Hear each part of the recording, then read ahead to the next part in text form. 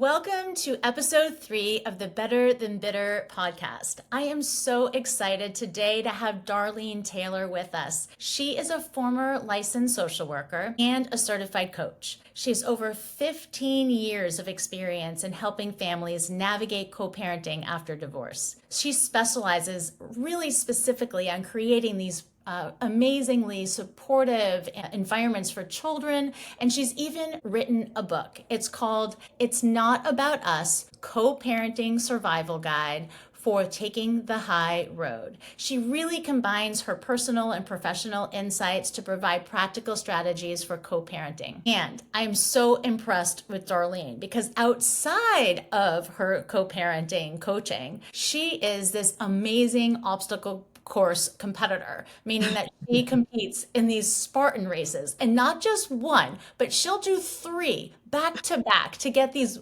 incredible medals. And so I will tap into that desire and that drive that she has post-divorce into really picking up and creating new communities. So she has an incredible daughter who she loves to spend time with in Los Angeles, and she's a dedicated advocate for single parent families. And she, just like me, works to break the stigma of divorce today. So welcome, Darlene. Thank you so much. I appreciate that lovely introduction. I'm happy to be here.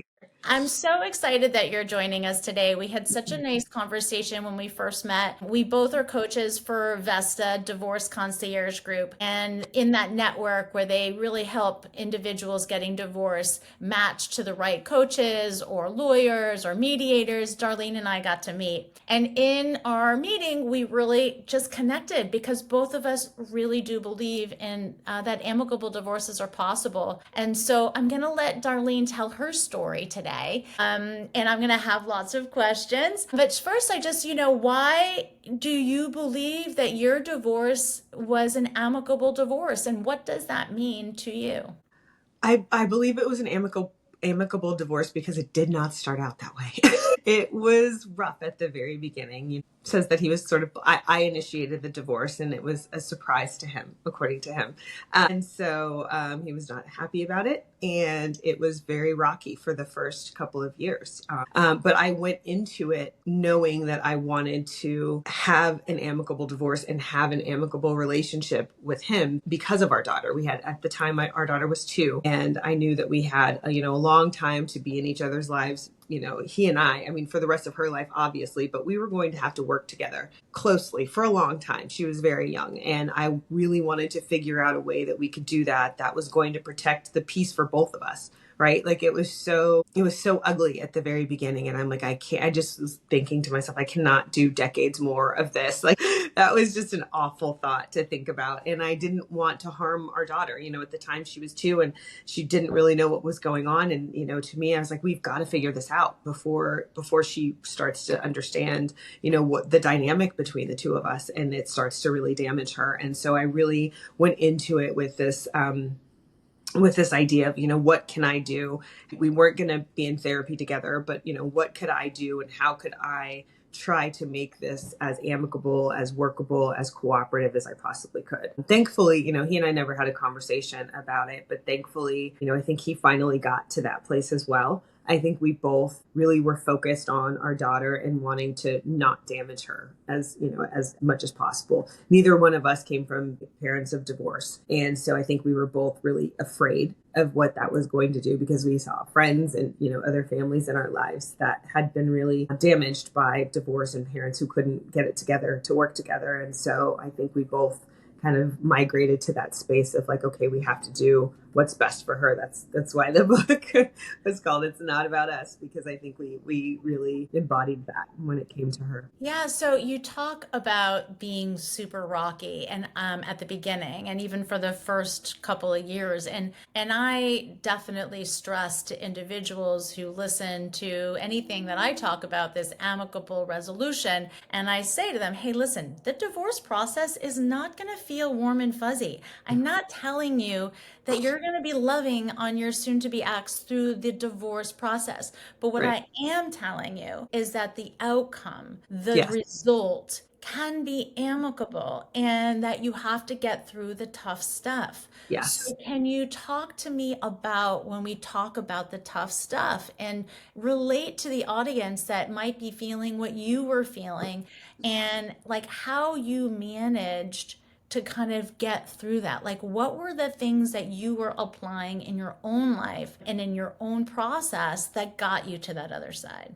I think the first thing I had to do was admit that even though I had initiated the divorce, that I was hurting and I was grieving and it was a loss and it was hard and I was sad. I was depressed and I think I was just trying to get through the process of the divorce and not really think about, what I was feeling or why this was happening or really sitting with those emotions. And I think that was probably the first thing that I did that got me on a track of like, okay, we'll be able to work, I will be able to get to the other side of this, because you have to really just acknowledge what's going on. It's a loss. It is a loss, no matter how you look at it, and you are grieving, no matter how you look at it. A lot of times we associate grief with death, and that's not the only thing that you grieve. And also, divorce does feel a lot like a death. It's the death of a marriage, the death of a family, the death of a future that you thought you were going to have. And I think that you have to really acknowledge that and give yourself the time and space and grace to grieve that. I also think you have to do the work on yourself, do the work of healing on yourself. And I'm a huge advocate for therapy, obviously, as a therapist. But, if therapy is not for you, then do whatever works for you to work through those feelings and get to that healing. That's really crucial. I think that's the only way you're going to get to amicable on the other side, is if you do the healing and the work for yourself. Yeah, I talk a lot about moving through your emotional divorce before you step into your legal divorce, because so many people are looking for a couple of things that you said. Like, one is, how do I prevent long-lasting trauma for myself, but for my Right. children? And number two is like, how do I save myself money? And the Right. first thing I talk about is that, well, you need to really move through this emotional divorce before you step into your legal divorce, because of the fact that, guess what? If you are an emotional mess when you step into that legal negotiation room, it's going to be emotional decision making and emotional responses and emotional reactions. And those might not be logical, rational thinking, right? It's that you're a They therapist. rarely are. It's the amygdala. It's that, sympathetic nervous system completely going around and not allowing you for access to that prefrontal cortex, so you can calm Right. your body, so you can have more mindfulness and awareness of how you are showing up.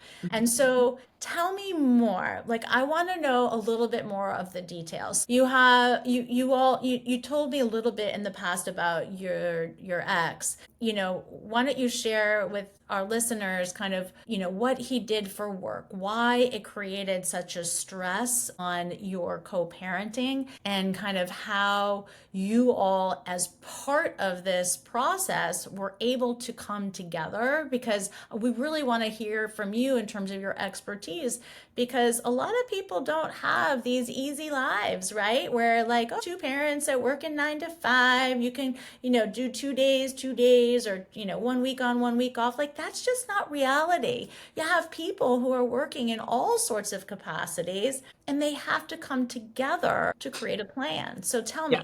tell us a little bit more. We got divorced in the state of Ohio, and you have to have a parenting plan. You have to file a plan with the court, right? So I sat down with my attorney, and we she pulls up the typical plan of like, Monday every other weekend, and Wednesday every other one. I don't know, all of the things that's like I guess the normal plan that people use. And I just looked at her and said, this is never going to work. My ex-husband is a college basketball coach, and he travels constantly. There's was really at that time, I think, only 1 or 2 months of the year, not even consecutive months of the year, that he did not travel. So he was always gone, schedule changing all the time. And so I was like, there's no way that we're going to be able to keep a schedule. We have to have a schedule. I get that, but we're not going to be able to keep a schedule. So I knew at that point that if I wanted our daughter to have quality time with her dad, I was going to have to be flexible about what the schedule looked like and making changes to the schedule. And so, and that was really difficult because I think going into it, I was, trying to grab on to the things of divorce that were going to be positive. And I was like, okay, well, we'll have a schedule and I'll be able to have this time for myself and I'll be able to plan. And no, that didn't happen for me. So it took a lot of communication. And I think even working out our very non-traditional schedule took some time as well, because at the beginning, I was just taking on the responsibility of being the flexible one. And I was, sort of letting him make changes to plans like at the last minute. And then after a while of that, I was like, wait a second, this isn't necessarily fair to me either. Like we should be able to make I should be able to have a little bit of lead time with the schedule, right? So then we worked it out to where we would talk of every Sunday and like, okay, what's going on this week? What does this week look like for you?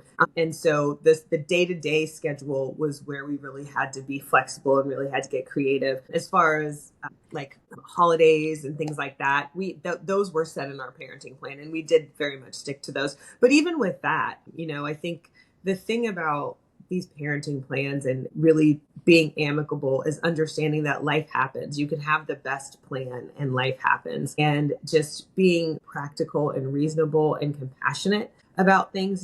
We were living in Ohio and I didn't have any extended family in Ohio. So if my mom came to visit or my sister came to visit, even if he was in town and it was technically his time, he was like, well, of course, Sammy can be with you. So I want her to have time with her extended family. And so it was, those kinds of things where, of course you could stick to the letter of your parenting plan and say, no, this is my time and this is your time. But at the end of the day, who is that hurting? That was the question that I had to ask myself. Like, yes, we had this parenting plan and I would have been well within my rights to say, you know what, this is the parenting plan. This is your day. Can you get her that day? No. Oh, well, sorry.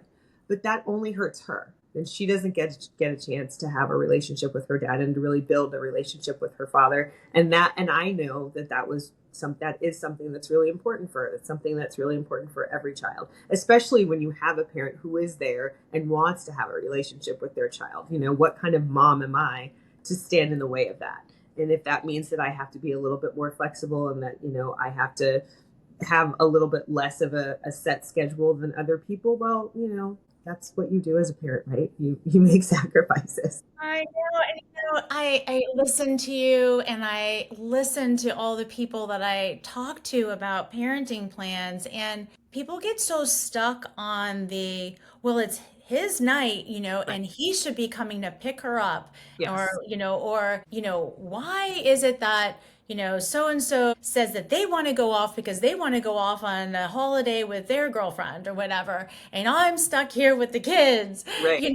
and kind of shifting that mindset. Like, how do you work with clients that are really kind of still in that place of bitterness and that's still in that place of just not being able to move beyond that when it comes to these parenting plans? Yeah, I think a lot of times what I see in those instances is that the parent that I'm working with is really still stuck at viewing the other person through the lens of being their partner and all of the ways that they sort of failed them as a partner and not really looking at them as a parent. And that's one of the things that I really talk to parents about, is separating the partner from the parent. This person, maybe was not the greatest husband or wife to you, but that doesn't make them a bad mother or father, right? And so you have to be able to look at those things and keep those things completely separate. And I also encourage people to be I call it kind of, one of you has to get on the high road first, right? It's very rare that both of you are just going to be sitting up there like, okay, let's do this the right way, let's do this well. One of you is going to have to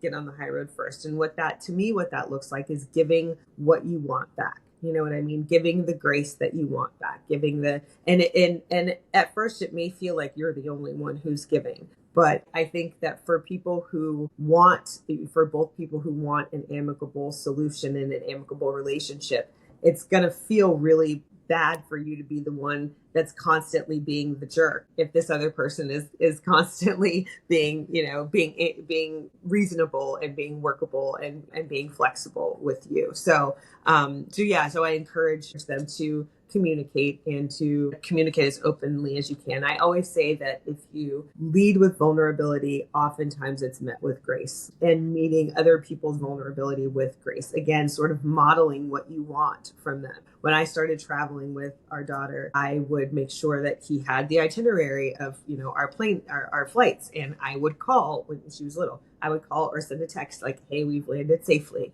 You know what I mean? Did I have to? No. But that's what I would have wanted if he was traveling with her, and it's not about me checking in with him. It's about him knowing that his daughter is safe. And what parent doesn't want to know that their kid is safe, no matter who they're with, right? And so it's those things. And I think it's hard, especially at the beginning when you're really still dealing with a lot of your pain and your own grief, to remember that, this is not just your ex-partner, this is your child's parent, right? And to respect that role and respect the role that person has in your child's life, and not do anything to get in the way of that. And it can be difficult. I mean, I am not saying by any stretch that I was perfect at this, or that it was an easy thing to do. And and you're gonna get it right sometimes, and you're gonna get it wrong sometimes, and that's okay too. But just but striving to do those things, I think, gets you on the high road. Hi, everyone. It's Tanya here. Thank you all so much for tuning in to the Better Than Bitter podcast. I really appreciate everybody supporting our mission to help change the divorce dialogue. So if you are interested in subscribing, that would be great. The more people that subscribe,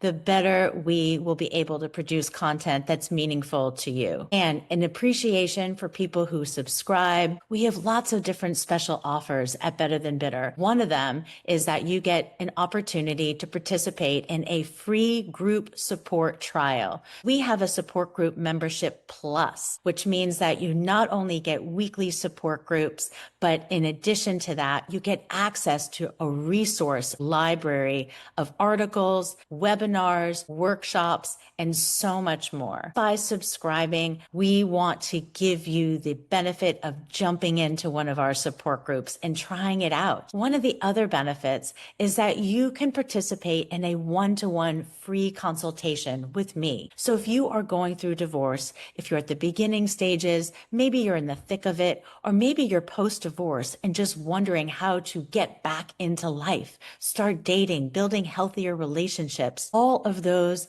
are things that we can talk about in our one-to-one consultation. So again, go ahead, subscribe to our channel and participate in one of our free offers. And I look forward to engaging with each and every one of you so you can be better than bitter. Those two tips that you just gave, one is about making the difference between the parent and the partner. And I love that if people can just reframe their thinking around the parent and the partner, and making sure they're separating those out, and knowing that that parent is wanting to do what's best for their children, and that you want to have that child receive as much love and support as possible. Absolutely. And I like the other thing about the initiator. The second point you made is really about the initiator. Like, somebody has to take the high road to say, this is the way we should be considering working together, and that this is about our child, and focusing on what's going to be best for you. And you're going to get back what you put in. I have this great webinar that I do on 6 communication techniques to get you what you want in divorce. And a lot of it has to do with, just like you said, it's about being vulnerable. It's about being compassionate. It's about being accepting and being flexible. And it's also about being assertive in a certain level of way. It's like, it's okay to be assertive in a supportive environment where you're being friendly about it, but Right. also setting boundaries. Yeah, And healthy boundaries are healthy great. boundaries are great, right? And you're really having to carve out a new relationship. And I think that's the other piece that people have to remember. Like, you're moving out of this relationship. You knew how to be partners with this person, whatever that looked like, whatever that looked like. You're still their partner. You're not their romantic partner, but you are still their parenting partner. Yeah. And you really have to think about, okay, what do I want this relationship to look like? Obviously their boundaries in this relationship are going to be different. So be very intentional about creating those. How are we going to communicate? And really kind of for yourself, sitting back and thinking about, what do I want from this person? What do I need from this person to be a good co-parent? And then and thinking about, and maybe even asking them, what do they need from you? What do they want from you as far as being, if you are able to have that conversation, asking them, if you were to just describe me as a good co-parent, what would that look like? What would that mean? And then sharing your perspective with that as well. And, hopefully that gives you something to shoot for, right? Absolutely. Absolutely. It was such amazing advice. And yeah, and you don't necessarily always get it right, but you are going to have to be co-parents with this individual for as long as your children live, right? Which is Yes. going to be longer than you live. Right. So do you And have that a is what choice? yes, You know, that is you have a what choice. You can have a positive relationship right. and have it be full of love, or you can be vengeful and unhappy and angry, disappointed and bitter. And then that's on you. That's like Right. going to be your back nine, Well, right? So, but like, the other piece of that too is that is thinking about, because everybody's like, oh, I would do anything for my kids. Would you though? yeah, Would you though? Because when you're deciding to hold on to that, when you refuse to let go of that, when you refuse to work with this person that you are going to be tied to for the rest of your child's life, you are putting the heaviest burden on them. Because yep, think about it, my thought was, I don't want for my daughter on her wedding day, should be the happiest day of her life, to be stressed out because we can't be in the same room. How yeah, unfair is that? yeah, How unfair is that? And yeah, you were the grown-ups. You know what I mean? You were the grown-ups first. You were adults. You should be able to get it together. Like, sometimes sometimes I'm that forward to people. I'm like, get it together.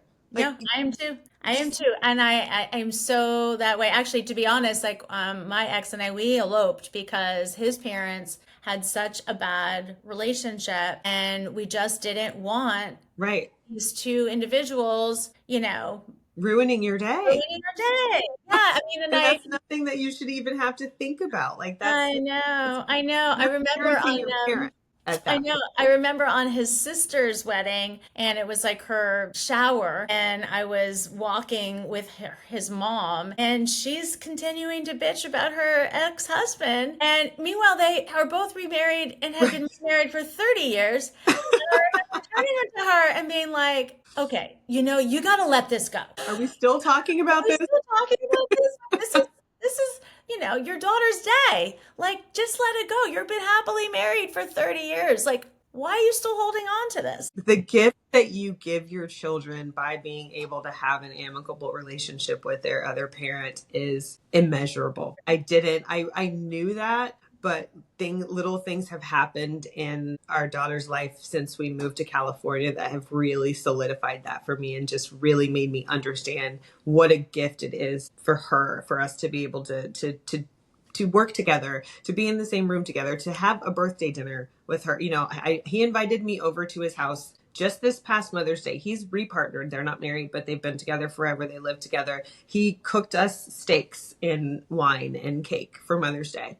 And he invited me over. So it was me and his new girlfriend and our daughter and her son all That's around the fabulous. table. And it was great. And it was, and that kind of thing is just a wonderful gift that we can give to our daughter. And I feel like, unfortunately, as good and amicable and wonderful as you can make a divorce, children of divorce still miss out on things. It's just reality. It just is. And so for us to be able to give that back to her is just a little something that I feel like is hopefully going to fill in some of those holes and those gaps of things that she has to deal with as a child of divorce that other kids don't. But I also think, and just the positivist in me, like, I also believe, and we're going to go into this because you've got bonus people in your life. Your daughter Thank has you. bonus people. So they might have missed out on some things, but they've gained others. And so let's Right. move the conversation to the bonus and to Yeah. the things that divorced children get to have that other kids don't, because it's not all negative. Yeah. No, I always say nobody ended up in therapy because they were loved too much, right? And so I've Exactly. always been,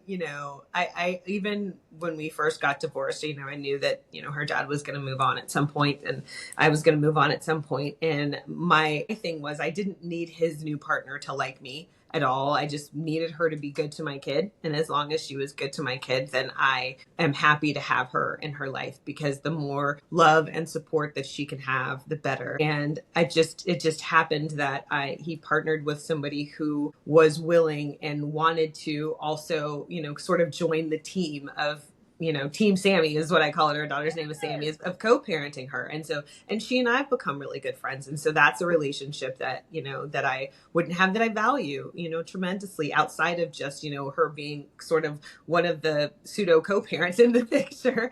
We have a friendship, and, I've actually been married twice and divorced twice, unfortunately. But my second marriage, he has two daughters, and I met them when they were 9 and 11. And they are now 21 and 23. And we are no longer married, but they started calling me their bonus mom. They didn't like step. They said had bad connotations. They didn't like it. So they started calling me their bonus mom, and I call them my bonus babies. And I got to retain those relationships when, even after we got divorced. I did that because when we got a divorce, when he and I were together, before I ever met them, their mom asked to meet me. And at first I was not thrilled about that. I write about this in the book. It's kind of a funny story of like our first meeting. But I, met her, and she was lovely. And, I actually thought, gosh, this is probably somebody that I'd be friends with if she wasn't his ex-wife. That's kind of weird. But what ended up happening is, after he and I split up, I reached out to her and just said, hey, I just want to make sure that it's okay with you that I still stay in contact with the girls, as much as you're comfortable with. But I love them. I care about them. Sammy loves them and cares about them. And she was so wonderful and so open and said, absolutely, they adore you. And so, she and I have become really good friends. She's one of my closest friends. And so, because of this second divorce, I have three of the most important relationships that I will have in my life because of that. And so and Sammy's got siblings that she never got to have, right? And so because of just the way that I have been lucky enough to surround myself with people who understand that, divorce doesn't always have to mean loss, that there are some things that you can gain from that. And I've been very blessed to be able to keep those things in my life and those people in my life. This is the second time that you've told me that story, and I have the chills, like the second time around. And it just makes me so happy to hear about, first of all, just how much courage and strength it must take on your end that you have been able to establish all these relationships. And I came from a very similar experience with my dad and my mom and my dad's on wives, and they all get along. Well, wife number three, not so much, but like my mom and my dad's second wife, and now my dad's current wife and his second wife, they're all one big happy family, and they all support, us as a family, meaning that my kids call second bonus grandma Grammy, she's her Grammy. Yeah. And it's so, you're right. There is not ever too much love that can be No. given to children. And there's so much reciprocation. There's not too much love that can be brought back to us, right? And Yeah. so And holding on to that. it's such a wonderful contrast for kids of divorce to see that, yes, out of this loss, there is loss, but there are other beautiful things that can happen. And I think that in a way, and my oldest has kind of said this, that it reinforces her belief in family and in love and in relationships. And, because it can be really hard, especially if the kids are older, for them to witness their parents divorce, and, and to carry that with them as, sort of that legacy of divorce. And so I think that kind of balances that out as well. So I totally agree. So I ask all of my guests the same question at the end if they have been married. And I have written a blog on the 20-year marriage contract with the option to renew.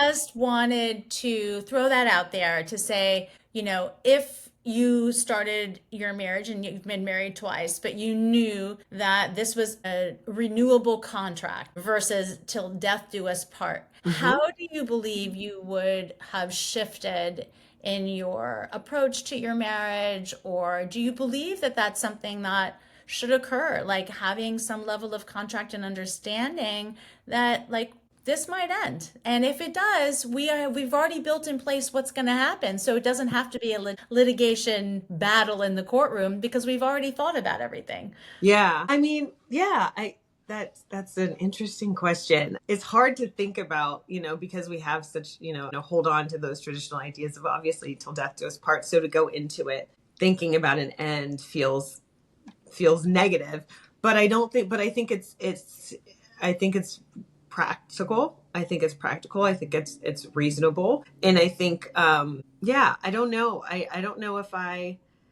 like the idea of being more intentional about what your choice to stay married, your choice to, I always say, like, you get married, but you choose that person, and you need to choose that person every day. Like, that's every single day you're choosing. And so I kind of like the idea of, like, yeah, let's check in every year. And maybe that's what your anniversary should be. Let's check in every year. Hey, this is what's happened to us this year. How's it going? How is this still working for both of us? Because if it's not, maybe we need to make some adjustments. And I think, that's the way I sort of approach relationships now, is to not just assume, that we've made this decision that we're going to be together and that's just it. And we're just going to, full steam ahead.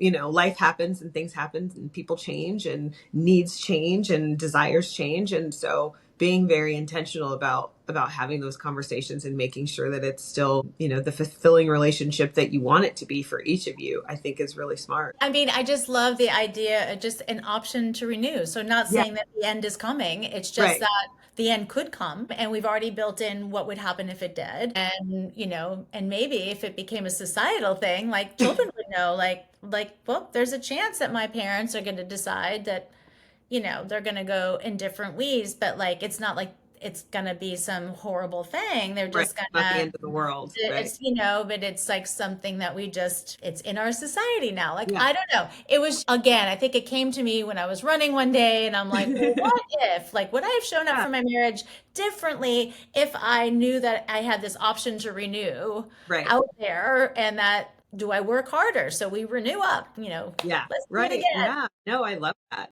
Just a different thing. So I just want to give a summary of today, giving our audience and listeners the 3 tips that I really pulled away from. I mean, we got so many great nuggets today, but the one is just like someone has to take the high road and really establish this constructive, productive co-parenting relationship. Right. The other one is, like I said, separating out the parent from the partner, because moving through divorce and into a post-divorce relationship, it's a different partnership. Yeah. And it's a parent that you're talking to whose only best interest should be their children, right? So it's a new relationship. And then, as we talked about bonus, I just love the idea that there is never too much love that's given to children, and children that are coming in, like you said, your bonus children, how much love you can give to them, and how much love that your child can get from bonus children or from bonus parents, and Right. how I just embracing it versus coming from a place of jealousy or coming from a place of anger or bitterness, and the non-accepting aspect of moving on in your life, right? So we're all hoping to move on towards a brighter future, and it just feels so much better to love than it does to hate. Yeah. And everybody's easier to work with when they're happy. You know what I mean? Like, that's, Absolutely. it's, I'm happy that her dad has moved and has this wonderful relationship with this great partner, because he's easier to deal with when he's happy. Everyone's easier to deal with when they're Everybody's happy, deal. right? So it's like, so it's a little selfish on my part, because I'm like, for me supporting this, that makes my life easier. And we all are, selfish in the sense that we need to do what we have to do to protect our peace. Part of this, the way I co-parent, yes, it's absolutely 100% for my daughter, but it's also to protect my peace. I didn't want to be angry and dealing with somebody that I was arguing with every day. Like, that's so draining. Like, who wants to spend the rest of their life carrying that around? So, do it for yourself, do it for your kids, but also do it for yourself, so that you can get to a place where this is not a relationship that has to drain you for the rest of your life. So, Darlene, tell our listeners again the name of your book and where they can find it. And just to let everybody know, we will have information on that in our show notes. So you can go to the show and look at this episode and you can connect with Darlene. But tell everybody, Darlene, again, your book and where they can find it. It's called It's Not About Us, a co-parenting survival guide to taking the high road. You can find it online, Amazon, Barnes and Noble, I think Walmart, on most online booksellers. On Amazon specifically too, there is also a guided journal to help you put some of the practical things that you read in the book into practice in your own life as a co-parent. So you can find it there as well. Great. Well, Darlene, thank you so much for being our guest today. It was such a Thank great you for having conversation. me. And good luck in your next Spartan race, since that's, I Thank guess, you. coming up again this weekend. Yeah, actually, it's just so funny. Just really quickly, the Yeah. bonus being the kind of connecting the Spartan with my bonuses. My girls are not really into Spartan racing, but they have all three decided that they will do a race with me at the end of November. So the four of us are going to all do a Spartan race together, and so it's really cool for me to be able to share this thing that I'm so passionate about with the three of them, and it'll be the first time that the three of them have been able to be together since 2021. So it's going to be really special. That is so awesome. Well, good Yeah. luck to you on Thank that. And you. thanks again for joining us today. And everyone go and get Darlene's book. Thanks so much. Thanks you. Bye.